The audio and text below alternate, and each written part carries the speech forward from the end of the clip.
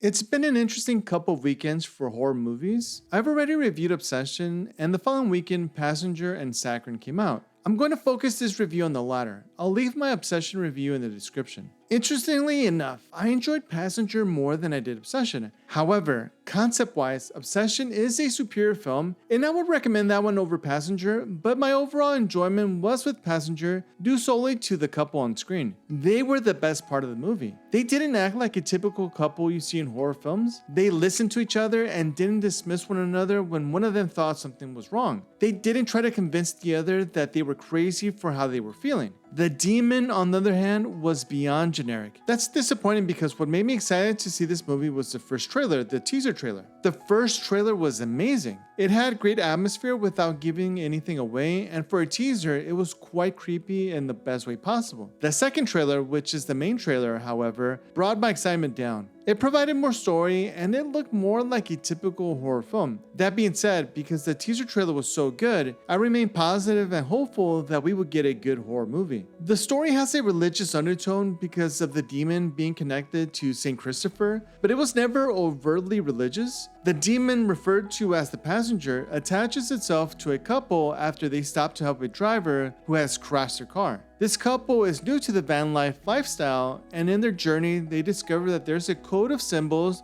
that helps communicate with others on the road about whether places or things should be avoided, dangerous, or welcoming, among other things. When they stopped to help the driver who had crashed, the side of their van now showed 3 claw marks. This symbol is known as the passenger, which haunts and kills travelers. This means the passenger has attached itself to the couple and not just the vehicle. Throughout the rest of the story, the passenger torments the couple as they seek answers and they wait till they get killed, essentially. So I'm not trying to convince anyone that Passenger is better than Obsession because the critical and audience reviews say the opposite. And the majority of people that I have personally spoken to about Obsession have loved it. I'm just saying that for me, my overall enjoyment was higher with Passenger, despite the demon being a non-factor and forgettable. I think because the premise of Obsession is good and interesting, I held it to a higher standard, and perhaps to such a degree that it couldn't live up to it, thus making Passenger more enjoyable. Plus, as I stated in my Obsession review, I had a major issue with the rules of the wishes or lack thereof. Saccharine. Saccharine is a movie I never even heard of or saw a trailer for. I saw that it was playing in my local theater and decided to watch it.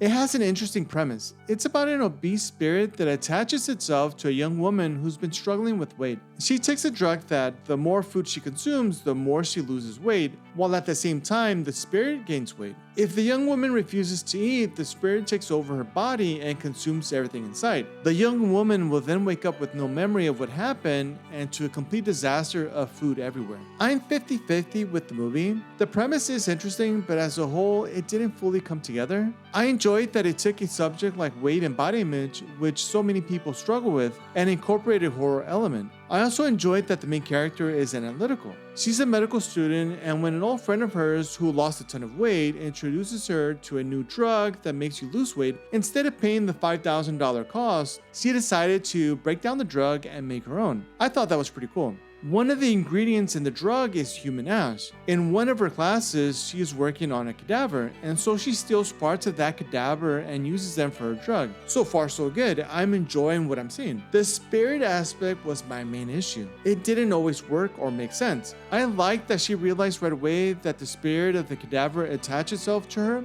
There was little, is there something there or not? It was more to the point. What didn't make sense was how she was able to see the spirit. She figured out that through a convex mirror, a spoon in this instance, she was able to view the spirit. That was never explained properly. She sort of stumbled upon that realization. I wonder if there was a scene come from the movie that explained why this type of mirror allowed her to see the spirit. But since we didn't get that, you just had to go along with it at that point. There was another aspect involving the spirit that left me with questions. The young woman is able to run away from the spirit, but as I mentioned before, she would also get possessed. It's almost like there's a physical distance between them even though it's attached to her. I'm not sure that made a lot of sense. We also learn later in the story that others could see the spirit as well as long as they look through the mirror. Does that mean they could get hurt by the spirit as well? Obviously, if the spirit possesses the young woman, then yes, but can it physically harm someone else without possessing the young woman? I don't know. The ending was also divisive for me.